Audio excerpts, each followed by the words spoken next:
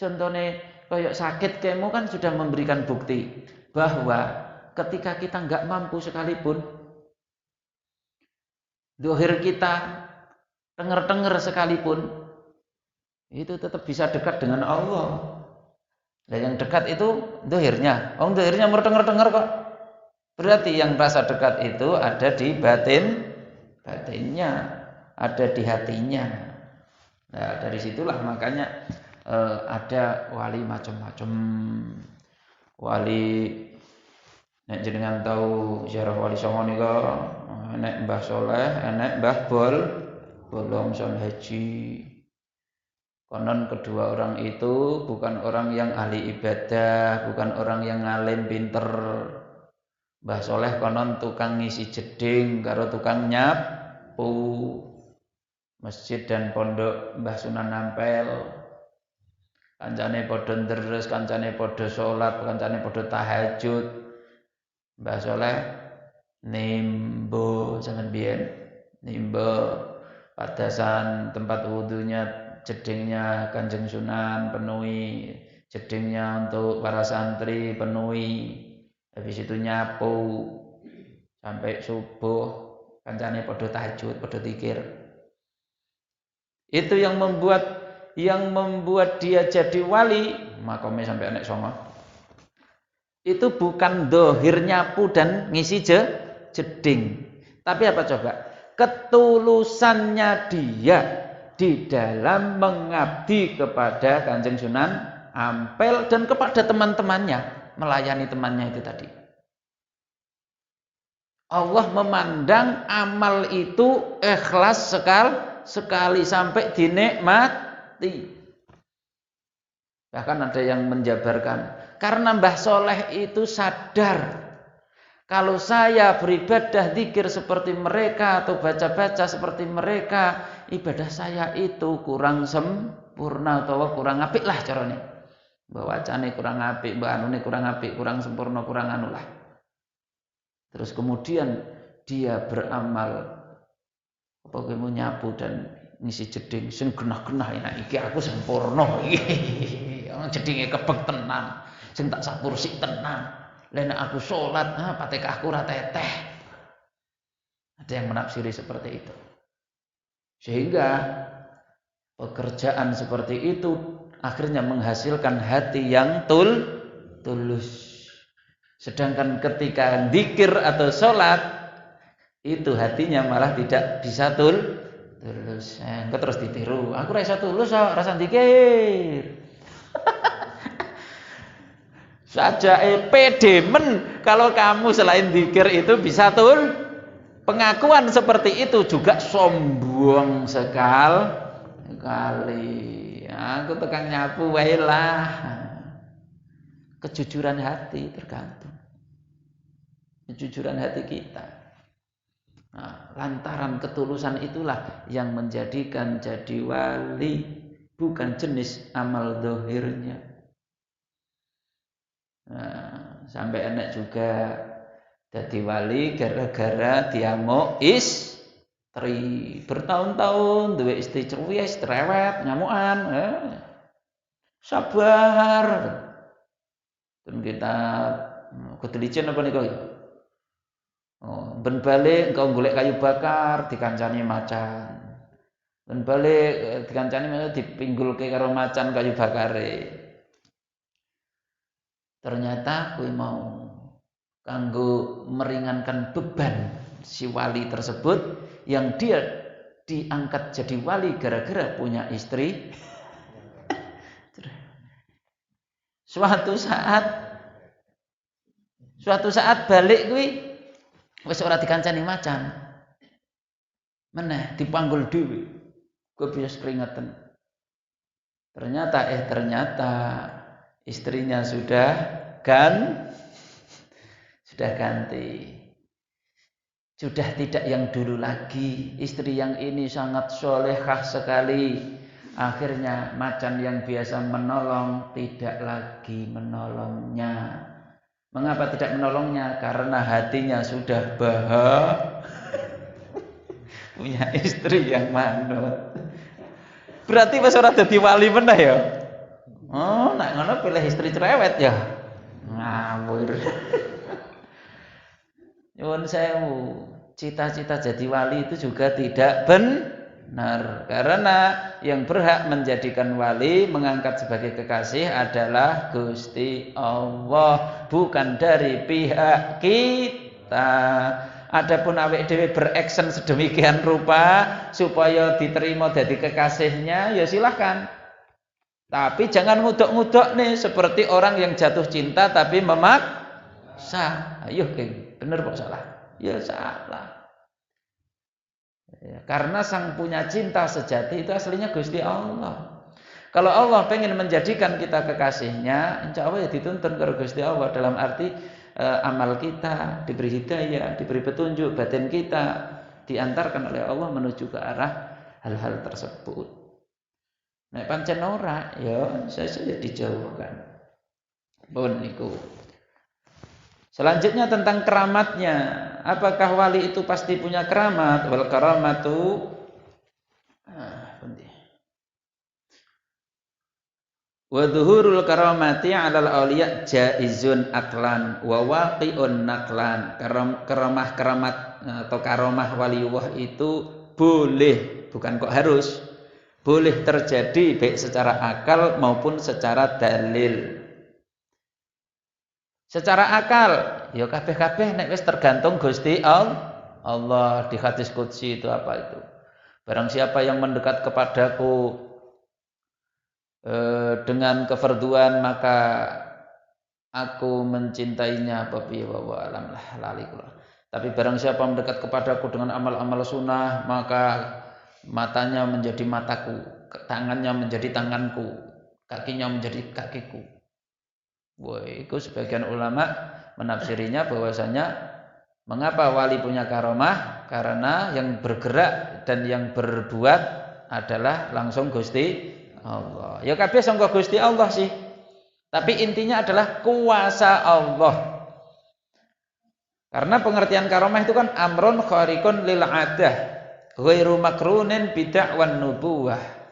Perkara yang tidak lazim daripada keumuman, perkara yang aneh, istilah umum pokoknya, sing neng kono kuwi mau tidak dengan mendakwahkan diri atau mengaku diri sebagai nabi.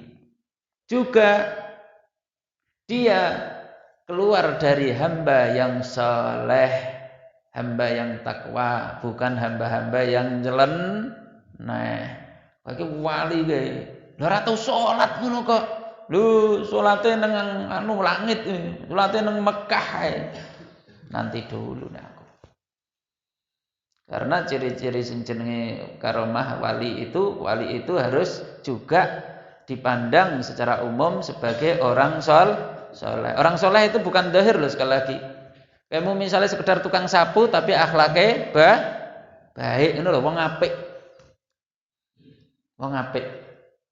Iku zahir dari orang soleh. Lah iku jenenge keramat atau karomah. Secara akal, ya langsung bisa terjawab toh. Nek Gusti Allah menghendaki apapun bisa.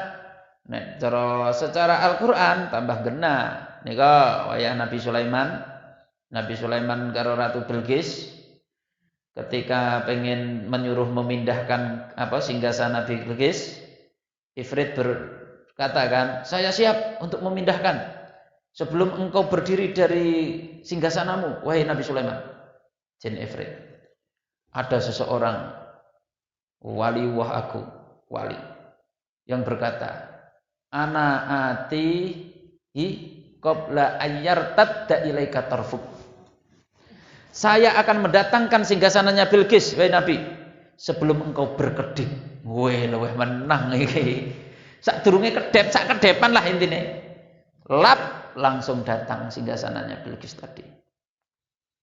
Mengapa seperti itu? Allah ingin menunjukkan bahwasannya seorang waliullah itu kalau Allah lagi menghendaki bisa terjadi keramat atau karomah yang di luar dari nalar atau akal manusia. Contoh kedua lagi dalam Al-Quran yang kemarin saya ceritakan, Siti Maryam. Masa enek gadis kok meteng. Nek saiki akeh deh nek saiki. Gadis meteng sampai diusir sampai dianu. Padahal terkenal Maryam itu wanita suci. Ketika masih jadi gadis wis tukang suluk. Iya, Maryam itu dididik karena ibunya itu nadar. Nanti kalau saya melahirkan anak saya akan saya pasrahkan kepada Nabi Zakaria, pamannya kalau nggak salah. Aku ora patek apal lagi sejarah. Untuk supaya dididik di Baitul Maqdis. Lah, ketika lahir ternyata anaknya perempuan. Loh, kok perempuan? Aku padahal sudah bernadar. Akhirnya oleh Nabi Zakaria tetap dididik di Baitul Maqdis. Dibuatkan kamar khusus. Karena aslinya aturan orang Yahudi waktu itu kalau perempuan tidak boleh tirakatan di Baitul Maqdis. Wah, akhirnya rada nang pojokan ngono lah carane. Ngelih. Lah iku. Ketika Nabi Zakaria masuk, lu enek makanan, padahal ora enek sing ngeteri. Ketika masuk enek makanan lengkap. Jawabnya Siti Maryam ya min indi rabbi, dari Tuhanku. Lah itu mesti enggak terima akal. Yang seperti itu juga namanya karomah. Nah, tapi karomah itu sering iki kadang kesimpulannya wong awam salah. Wong kae iki duduk wali utawa wong kae iki ora hebat. Nyapa? Wong kae ora duwe keramat. Mosok ora duwe ampuh. Ngono jarene kae kiai gedhe. Ngono jarene kae mursyid misale. La Allah. Karomah itu jaiz, sesuatu yang boleh dilakukan oleh Gusti Allah kepada hambanya siapapun yang dikehendaki oleh Allah. Dan tidak harus Allah ngasih karomah kepada seorang wali satu dan wali lainnya. Kadang ada muncul karomahnya, kadang enggak. Kadang jelas-jelas ketika hidup, kadang karomah datang setelah mati. Kadang dibuktikan karomah itu oleh orang lain. Amit, saya mau cerita tentang insya Allah kalau disimpulkan saya membuktikan wali agung Mbah Abdul Malik pundi desane Wonorejo sing tau ziarah nika Pak Ji. Mbah Abdul Malik itu pernah saya impikan. Dia itu turun dari langit Purwokerto nggih. Mbah Abdul Malik gurune Habib Lutfi almarhum. Nek jenengan tau foto-fotone biasane gondrong. Saya yakin mimpi itu menjadi bukti bahwa Mbah Malik itu wali yang agung. Saya mimpinya disulukan. Nang kene Yohan, mbah suluk yang nomor 1 atau 2 kae. Mbah Malik itu turun dari langit. Pakai kereta kencana. Wis meling-meling ke surga lah batinku. Di situ sambil turunnya itu koyok turun percikan air. Ternyata harum, wis koyo semprotan minyak lah. Karo kembang-kembang turun. Kembang-kembang bertaburan. Turun dari singgasana situ. Terus turun nang latar. Kula nyambut Mbah Malik itu. Oleh Mbah Malik kula dirangkul. Terus ditepuk-tepuk pundak. Jenengan Naksabandi nggih.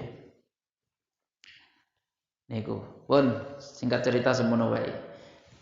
Niku ngoten niku salah satu bukti kewalian seseorang juga bisa dibuktikan setelah meninggal dunia oleh orang lain. Ada yang waktu keramatnya kadang waktu hidup. Tapi yang paling banyak itu keramat justru setelah wali itu meninggal dunia. Nyapa kok ngono? Rahasianya begini.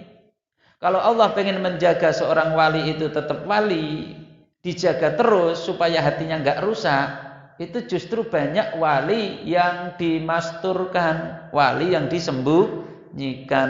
Sampai nek tahu ngaji kitab-kitab banyak cerita ada orang kelihatannya orang rendahan, wis mbah tukang apa kono. Suatu saat konangan walinya sebagai dia wali. Akhirnya orang tersebut mohon kepada Allah, ya Allah, saya takut rasa dekatku kepadamu rusak, karena itu cabut saja nyawa saya. Mati terusan. Sebabnya kalau terus hidup dikhawatirkan hatinya rusak karena sudah terkenal. Orang sudah tahu kalau dia itu wali. Kalau dia nanti merasa pede dengan kewaliannya, takut suasana pengabdiannya, ketulusan, keikhlasan kepada Allahnya itu jadi rusak. Lah iyalah, wong nek dadi kondang lah ya rawan toh terpleset. Rawan terpleset dengan kehormatan, dengan macam-macam, akhirnya dia menghadap Allah bukan karena Allah tapi karena manusia. Haten mriku. Jadi kados ngoten karomah-karomah itu. Mula wong ahli tarekah aja benar-benar jangan sampai kalau kita memandang orang soleh, memandang waliullah, memutuskan kayak waliullah, rasa dadak kendel-kendel kayak makrifat baik. Kalau itu orang baik, itu orang soleh, monggo. Jangan pernah suudzon karena boleh jadi memang wali. Mengapa kita tidak boleh buruk sangka kepada siapapun, bahkan kepada pengemis, bahkan kepada orang yang kelihatan lontang-lantung? Karena boleh jadi itu wali yang disembunyikan oleh Allah. Kita enggak boleh menghinanya, mengejeknya, meremehkannya. Karena boleh jadi itu wali yang disembunyikan oleh Allah. Nah, karena dasar itulah wong ahli tarekah juga jangan salah persepsi tentang urusan karomah, sekti, ampuh. Saya sering menyinggung ketika baiat tarekah itu bukan ilmu kanuragan, kedikdayaan, bukan ilmu kesaktian, keampuhan, tapi tarekah ilmu ketulusan, keikhlasan, ilmu batin, ilmu ikhlas. Orang kalau sudah ikhlas, kuwi mau cita-cita wali wae ya sal. Apa meneh cita-cita punya karomah, apa meneh punya cita-cita keampuhan. Aku ngaji karo kai. Apa? Wonge rampuh blas. Ora mandi blas. Aku pilih ngaji ning kono, wonge mandi. Wih, nek wong loro kabeh rono, sesuke mari, rono, sesuke mari. Nek hajat ngene kabul, nek hajat ngene kabul, nek hajat ngene kabul. Kowe arep tarekah apa arep dukun? Loh, nyatane kabul berarti dikersakne karo Gusti Allah. Apa bedane wong kafir duwe karep kabul padahal dia dalam kekafiran. Rasa dadak umi-umi, rasa dadak gawa batin-batinan, rasa dadak gawa jin dadak kodam. Tapi cukup dengan akal, dengan usaha, dengan modal, dengan ikhtiare wong kafir, maksudnya ubahe wong kafir nika. Ya banyak wong kafir menguasai kekuatan, kemampuan duniawi. Apa bedanya karo Mbah Dukun? Mbah Dukunnya dengar-dengar kadang kon balik ping 9. Niki balik ping 9 baru mari dan seterusnya. Nah, mula aja heran, aja takjub. Wong kelas wis ngaji koyo ngene kok ijek heran urusan hal-hal sing sipate ngoten niku mistis. Lah, ya turun kelas. Turun kelas pripun? Hal-hal seperti itu bukan murni niat karena Allah. Niat itu ya krana kuwi mau. Wingi tak singgung to, aku tarekah ben iduku mandi, ben dongaku mandi. Iku ora bener. Sebab hakikatnya yang kasih Gusti Allah. Seandainya toh memang punya kemampuan itu Gusti Allah, tapi itu enggak wajib. Hanya ciri-ciri waliullah tadi ya tidak lain. Enggak ada ceritanya ciri-ciri waliullah punya keramat itu enggak ada. Cuman Gusti Allah memang menyinggung Allah berhak untuk memberi keramat kepada kekasihnya. Itu terserah Gusti Allah. Bukan kok wali terus punya ngono enggak. Jadi terserah Gusti Allah. Terus keramat itu bukan ciri utamanya. seorang wali. Ciri utamanya tetap yang tadi, la khaufun alaihim wa lahum yahzanun. Rasa la khaufun itu dihasilkan dari tirakatan mulai syariat, thariqah, hakikat yang mapan baru la khaufun mesti. Nek urung mapan ya aja urung. Tergantung rasa mapannya itu tadi. Nah, mula ampunlah jangan sampai tertipu. Wis thariqah tapi malah tertipu karo amalan-amalan sing sipate ngoten niku wau. Aku malah thariqah malah tambah melarat. Thariqah memang nambah sugih, ora. Dengan berthariqah ya iso wae sampean tambah sugih, ya iso tambah sebab ana hubungane. Aja dihubungke. Engko asire terus terkagum-kagum karo amalan-amalan apa kelompok-kelompok jamaah apa kono. Nek melu kono istighosah kono 2 bulan 3 bulan kemudian nambah akeh bondone. Wis saja. Ya wis nek kelasmu mlorot rono silahkan. Kamu dalam beribadah tujuanmu materi, tujuanmu duniawi, ya silahkan rono. Aku pengen nampuh kok, ya rasah thariqah, kamu salah orang, tak ngonokke nang aku. Nek pengen nampuh kono golek mbah dukun, kono golek ahli hikmah. Malah terus terang. Jenengan iku cara njaluk amalan-amalan tertentu wis ora duwe apa-apa aku. Wis tak guwak. Ya mbiyen pernah sih pengalaman nom-noman sithik-sithik. Biasa kan santri. Wis ora ono. Wong thariqah kok ijek amalan tertentu yang mengandung hikmah-hikmah. Niku ya ijek melorotkan, menurunkan kelas dirinya. Lah wong wis Gusti Allah lah itu sudah tingkatan paling tinggi. Tawakal ala Allah, kabeh-kabeh Allah. Lah nang kene iki kok wama ngamalke iki, wirid iki engko ben ampuh. Wirid-wirid iki engko daganganku ben laris. Ayo, cek ngono to, duwe anu. Lah terus nek pengen ngono kuwi piye? Nek punya keinginan untuk pengen laris, pengen selamat, ya wis njaluk selamat, njaluk laris, ndung. Koyoke kok ora mantepe nek umi wayah mlebu toko kudu ngedruk ping 3 kali, habis itu menghadap kanan kiri belakang anu. Jajal langsung diantem karo tauhid. Kuwi lek diguyu to karo wong sing tauhid. Arek laris arek ora, kemu laris kono ora kono. Antare kok ngono belajar menuju ke arah sana. Sing penting aku usaha buka toko, tak nggawa manajemen terbaikku, tak atur tokoku ki sing nyaman, tak atur barang iki sing lengkap, tak atur hargane iki sing murah misale. Wis dene engko ijek laris apa ora ya laris kono, ora kok iku wong thariqah rono. Wong thariqah pojok kono enek rajae kabeh. Omah tokoan. Wong thariqah jimate jek sak peti. Keris cilik akeh macam-macam apa. Lah iki wong warisan leluhur anu ya wis disimpen wae di rumah niat ingsun nguri. Tapi aja dilebokne ati. Iku malah melorot ke kelas, melorot ke makom thariqah. Akhirnya awake dhewe Gusti Allah ora kenceng-kencenge malah ning akeh barang kuwi mau. Jimat-jimat kuwi mau. Lah jimat kuwi lho makhluk. Nang kono ora ketang nek kodeame apa jine kuwi apa meneh. Kuwi ya makhluk. Malah sampean nek ngerti ngaji tentang jin ya, jin iku ora enek sing cedhak Gusti Allah. Kasarane ngomong ora enek wali jin. Karena sak takwa-takwane bangsa ngoten niku, nek ten kitab nika kitab jin diterangno.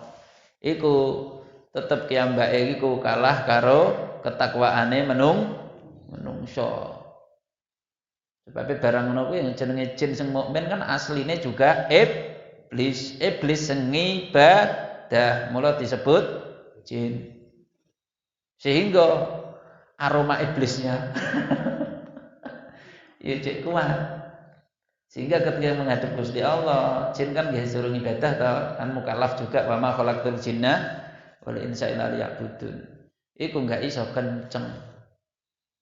Ngoten lho. Ketika dhek dimanfaatkan urusan ngono-ngono kuwi ya yang mlituki, kita akan diperbudak asline. Nah, diperbudak ya wis. Akhirnya ya awake dhewe ora madhep nang Gusti Allah. Hilanglah kita rasa Allah, kenceng Gusti Allah gara-gara nuruti barang ngoten iku wau. Wis wong tarekah rasa gumunan urusan klenik.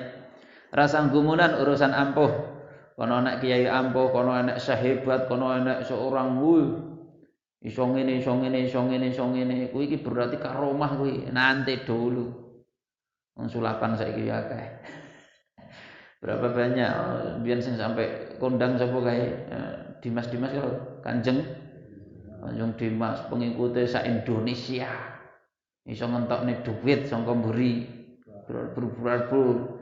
Ternyata saiki dipen ngono kuwi wali kok dipenjara.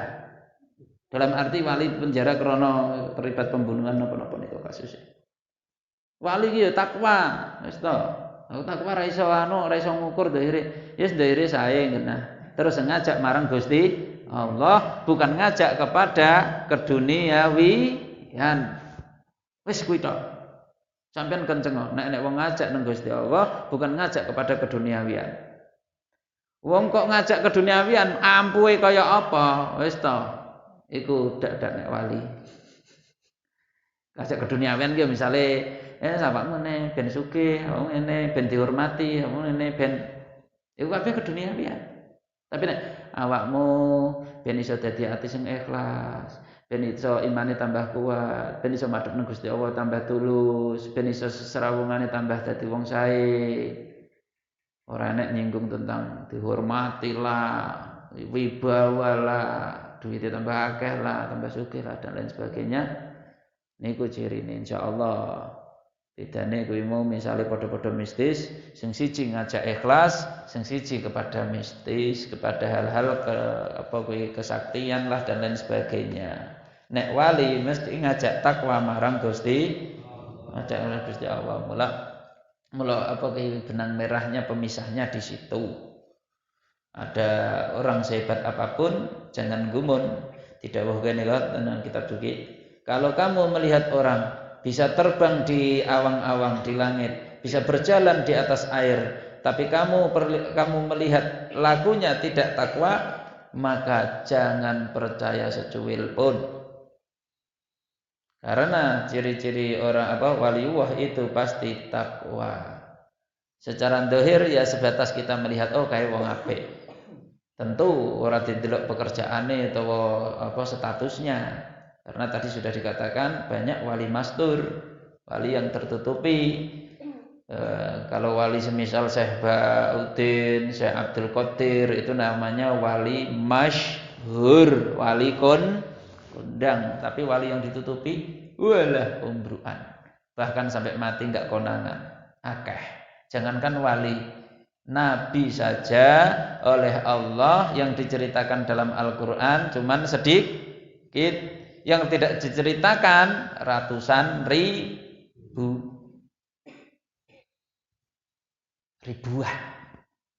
Lah kuwi nabi ndi kuwi? Kira-kira mbiyen enek nabi wong Jawa ora ya kira-kira? Iso-iso enek lho, cuman ora diceritakne karo Gusti Allah kan. Lho kan iso ngono pemikirane. Mungkin wae lho.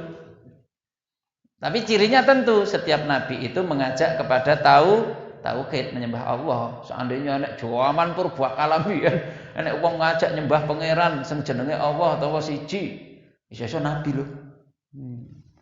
Apa meneh dunia perwalian, ngoten lho. Iso-iso tanggane sampean sing ketok kumel tapi yo ibadah, tapi apian, tapi ngalahan. Wali lho kuwi. Ngono tok nyeki terus. Hati-hati. Saestu kita enggak boleh seudon dan menghina orang lain dengan statusnya seperti itu. Nek atine kuwenceng Gusti Allah, iso wae dadi wali. Wong wali iku ya kelas-kelasan. Wali kelas inter, nasional, kelas nasional. Iso-iso kuwi ya wali kelas kampung, ngono lho maksudku. Jadi abang sarungnya ngepir, ranti-ranti sepeda ontel, ngono kan?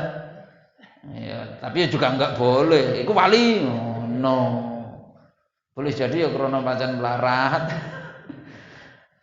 Terus ternyata sholatnya bolong-bolong, ternyata tukang jalukan rono rene, ternyata tukang nyusahne wong. Nauzubillah. Ya Allah, pun niku sedikit berbicara tentang perwalian atau dunia wali karena erat hubungannya dengan thariqah juga.